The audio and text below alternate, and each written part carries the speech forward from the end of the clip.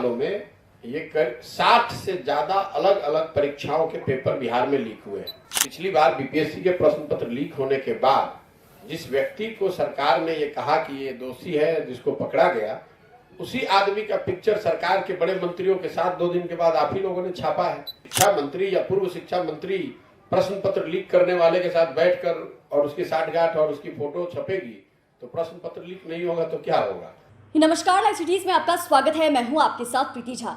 बिहार में 30 चरण जो शिक्षक भर्ती परीक्षा ली गई थी उसका क्वेश्चन पेपर लीक हो गया और वो एग्जाम को भी रद्द करा दिया गया है। इसको लेकर अब प्रशांत किशोर ने खुलकर अपनी बात रखी और कहा है कि बिहार में अगर ये हुआ है तो कोई बड़ी बात नहीं है, क्योंकि यहाँ पर कोई भी अगर एग्जाम लिए जा रहे हैं और उसका क्वेश्चन पेपर लीक ना हो, ऐसा हो नहीं सकता। ये रोजमर्रा की जिंदगी में या फिर ये रोजाना ही ऐसी चीजें होती रहती है। हाँ, बिहार में अगर कोई एग्जाम लिया गया है और उसका क्वेश्चन पेपर लीक नहीं हुआ है तो ये भले एक बड़ी खबर है, बड़ी बात है। और ऐसे में प्रशांत किशोर ने साफ तौर से सरकार पर तो निशाना साधा ही साधा है और उन्होंने यह भी कहा है कि मैं लगातार देख रहा हूं कि 10 सालों में 60 अलग अलग परीक्षाएं ली गई थी और सभी का क्वेश्चन पेपर जो है वो लीक भी हुआ है। तो ये कोई बड़ी बात नहीं है। मैं पहले भी कह रहा था और मैं आज भी कहता हूं। और वहीं पिछले बार जो क्वेश्चन पेपर लीक हुआ था, जो धांधली हुई थी, उसको लेकर प्रशांत किशोर क्या कुछ कह रहे हैं, सुनिए। पिछली बार जब बीपीएससी का परीक्षा का प्रश्न पत्र लीक हुआ था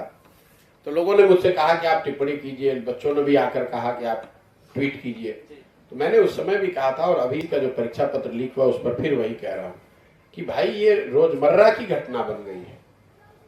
जब आपका पिछले 10 सालों में ये 60 से ज्यादा अलग अलग परीक्षाओं के पेपर बिहार में लीक हुए हैं, न इस पर किसी की जवाबदेही है। और जो आदमी जो पिछली बार बीपीएससी के प्रश्न पत्र लीक होने के बाद जिस व्यक्ति को सरकार ने ये कहा कि ये दोषी है, जिसको पकड़ा गया, उसी आदमी का पिक्चर सरकार के बड़े मंत्रियों के साथ 2 दिन के बाद आप ही लोगों ने छापा है। तो आपको पता है कि जब शिक्षा मंत्री या पूर्व शिक्षा मंत्री प्रश्न पत्र लीक करने वाले के साथ बैठकर और उसकी साठगांठ और उसकी फोटो छपेगी तो प्रश्न पत्र लीक नहीं होगा तो क्या होगा। ये बिहार में तो जो प्रश्न पत्र लीक होना कोई न्यूज नहीं है। बिना प्रश्न पत्र लीक हुए कोई एग्जाम हो जाए तो वो न्यूज है।